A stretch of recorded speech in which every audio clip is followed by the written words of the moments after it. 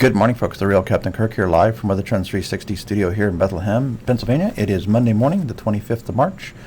Looking at this week here for the U.S. overall, we'd say it's a little bit warmer than last year nationally, 14th warmest of the past 30 years, so kind of in the middle of the pack. Going to start off on kind of cool in the east here, but every day this week gets warmer and warmer. In fact, by Friday, Saturday, we could be talking 60s to near 70-degree temperatures in the interior northeast, again, away from the coastal water areas where the water temperature is still pretty cool in the 40s and 50s.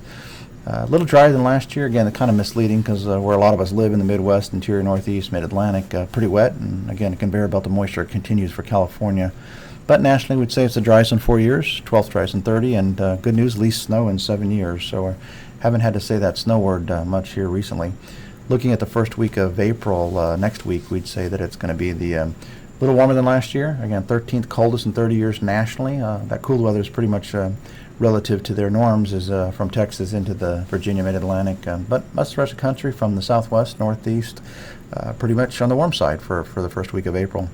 A little wetter than last year, and that would make it the second wettest in 30 years with, again, more heavy rain for Northern California. And again, they're having obviously a wild finish here to their rainfall season. So very wet in California. Kind of ironic. I'll look here in a minute because it's been kind of dry in Hawaii. But again, the good news, we'd say the least snow again for the first week of April in 7 years. If we look at this rainfall year to date, again, U.S. is trending the wettest in 21 years. Interesting, if you go out toward Hawaii, again, on the dry side, but we have that pineapple connection, if you will, from Hawaii, just northeast of Hawaii into California, where it's been very wet. World as a whole, we'd say the driest in 4 years, but again, above average for the world as a whole. Europe, drier than last year, but again, much above average rainfall for the pretty much more toward Eastern Europe versus Western Europe, where it has been pretty dry. Canada has been very dry, driest in 9 years, much below average. Middle East is one of the wet spots, like the U.S., wettest in 8 years with much above average precip.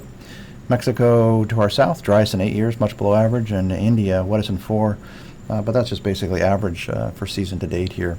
If we look at the zoom into the United States here, this is again year-to-date precipitation, wettest in 21 years, third wettest in 30 years for the nation as a whole. Since 1 January, we've had the most snow in 5 years and 11th snowiest in 30 years. If you look at the map on the right here, you can see that U.S. rainfall is 16% above average and about 7.8% more than last year. But notice that in the plains where they're having all the massive flooding in Nebraska, it's really not due to excessive rainfall. They certainly couldn't handle the 16 to 18 inches that you see there in the Tennessee Valley. They've only had 2, 4, 5 inches of rain. It's just a combination of the snowpack melting into their north and saturated grounds and frozen grounds and ice jams and whatnot along the river. So it's those Missouri, Mississippi rivers that are creating flooding. So again, not really entirely due to rainfall as much as it is just to the rivers kind of doing what they do, flooding in their floodplains. So again, pretty catastrophic damage, and that's going to continue probably downriver Mississippi. Anybody along the Mississippi River is probably going to have some flooding as we go the next 2-3 weeks. Looking at drought conditions here, the map on the left is pretty much non-existent drought. We haven't seen anything like this in decades. Only 19% of the country has some sort of anomaly of dry or drought, versus last year was 50%. An average year is around 47%. So again, haven't seen this least amount of drought in decades.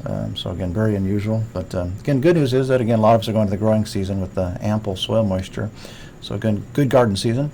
This shows the next 14-day outlook. Again, we can see the soil moisture is here on the left and the soil temperatures on the right. And yellow is the kind of the metric you want to watch on the right there. When that's 50-degree soil temperature, your grass is going to start to grow, plants and flowers will start to bloom.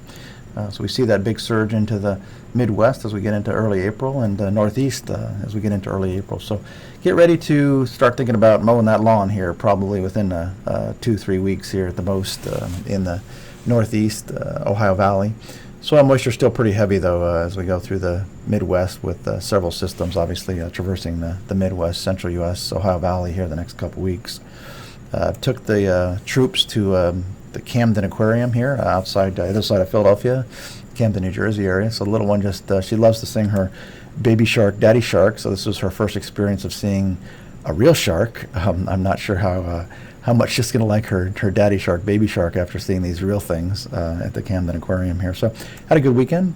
She got to feel and touch these things. It's a neat spot if you want to head down there. Not as bad as I was expecting, actually. know some of you are only about 4 or 5 days here into spring, but some are already counting down their days to summer. They've got 88 days, 3 hours, 2 minutes, 1 second until we have the official start of summer weather. So it's Friday, the 21st of June at 11:54 in the east. With that, folks, we hope you have a great week, and we will be back here this time next week.